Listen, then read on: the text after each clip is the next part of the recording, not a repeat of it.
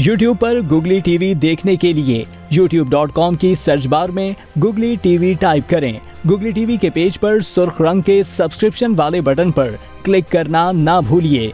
YouTube पर upload होने वाली वीडियो से बाखबर रहने के लिए बेल आइकॉन पर क्लिक कीजिए। आपको हर नई आने वाली वीडियो के बारे में नोटिफिकेशन मौसूल हो जाएगा।